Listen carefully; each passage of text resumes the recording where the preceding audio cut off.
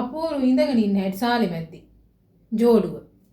ඔඩොක් එන්නේ කර උඩින්ම ඉඳගත්තා නම් හරි මිනිහගේ.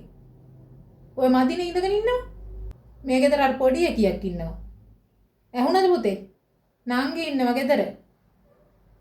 හොඳ වෙලාවට ඒකි ගෙදර නෑ. ටීවී බලනවා නම් ටීවී බලන්නකෝ පිළිවෙලකට. ගෙදර අම්මෙක් අප්පෙක් ඉන්නවා පොඩි සහෝදරියක් ඉන්නවා ඒව ගානක් නෑ. දෙන්න හොඳට සීක්කිය දාගෙන මේ ටීවී බලනවා. කාලෙට වෙලා.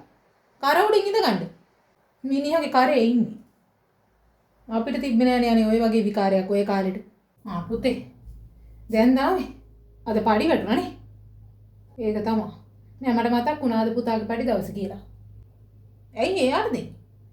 අනේ මේ ඔය ගෑනුන්ට දෙන්න ඕනේ නෑ මුළු පඩියම. මාසයක් මේ නැහිලා හම්බ කරලා ගෑනුන්ට පඩිය දෙන්න ඕනේ. ඔය ගෑනුන් ඕනෙකට වඩා විශ්වාස කරන්න එපා. ඔව් කලමනාකරණයම කරා. ඉතින් උඹලා ඉතින් ඔය ගෑනු ගැන දන්න තරම තමයි. මම දැක්ක ගිය මාසෙත් පඩිය අතර දුන්නාම මොනවද මන් දන්නේ ඕඩර් කරනවා කී. කවුද මිනිහෙක් ඇවිල්ලා දීලා ගියේ? ගෙදරට පාර්සල් දෙක තුනක්. ඕවා තමයි සල්ලි වලට කරන්නේ. කිය තමයි ඉතින් කරන්නේ. නොකිය කියන්නේ කරන්නේ නෑනේ.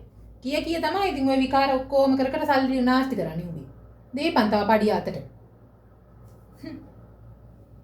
අනේ උඹලගේ වට නම් ඉතින් අපිට ඇඟිලි ගහන්න ඕනේ නෑ. අපි මොකටද උඹලගේ වට ඇඟිලි ගහන්නේ? අපි කියන්නේ ඉතින් වෙනදී. කොහෙද ඔය රෙදි ටිකක් උසගෙන යන්නේ? ඈ? උඹලදී වොෂින් මැෂින් එකට දාන්න ඕනේ අර දුවට කියන්න දාන්න කියලා. උඹ මොකටද රෙදි වොෂින් මැෂින් කාගේ රෙදිද ඔය?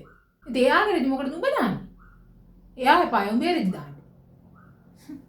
අනිත් එක මේ මම කොල්ල හොදලා නැහැ මේ එක එක රටේ ගෑනුන්ගේ රෙදි දාන්න. රෙදි හොදවන්න.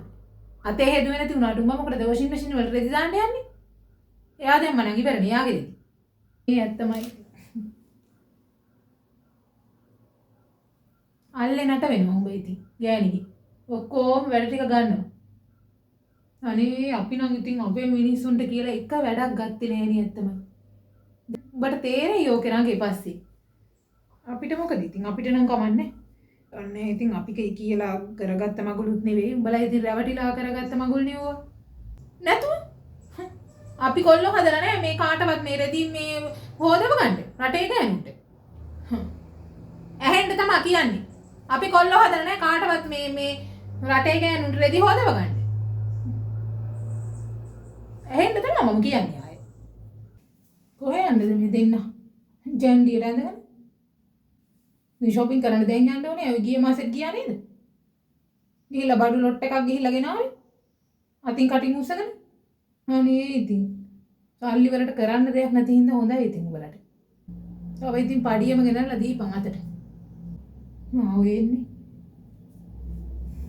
දුවේ මං කිව්වේ shopping කරන්න යන්නේ මොකටද ඔය හැටි? දැන් ගිය මාසෙත් ගියා. අනිත් එක දැන් පුතා මේ වැඩ ඇරලා විතරයි මේ කියන්න එපා ඔහොම. මහන්සි වෙලා විතරයි කණ්ඩ කෑවා බීවා මේ ළමයා එක්ක යනවා ටවුන් එකට.